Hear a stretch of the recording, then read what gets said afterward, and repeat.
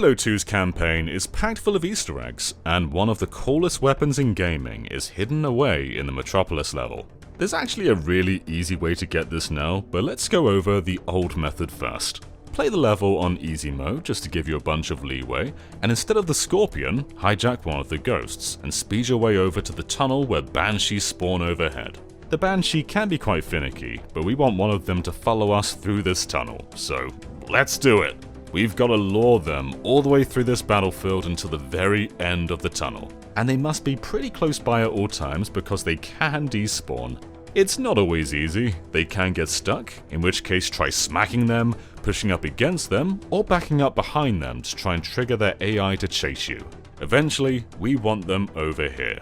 What we need to do now is get them through the final tunnel opening to the outside world, but the Banshee can't actually fit through this gap.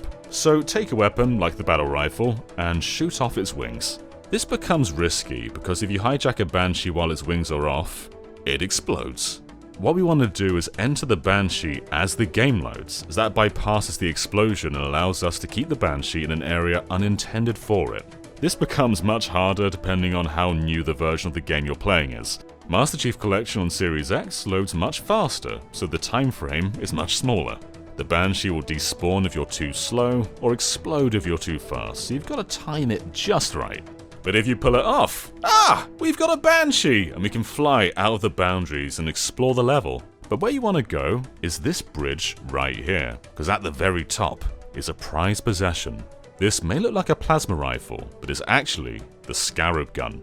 It fires the exact same explosive shots as an actual Scarab, and can basically destroy anything in the game in one hit. This does include the Chief, so make sure you've got a lot of space before you use this gun. It's also worth noting that while we have the Banshee, there's a little crevice over here, and if you sneak in there, you'll find a ball. As in like a football. Alright, sure.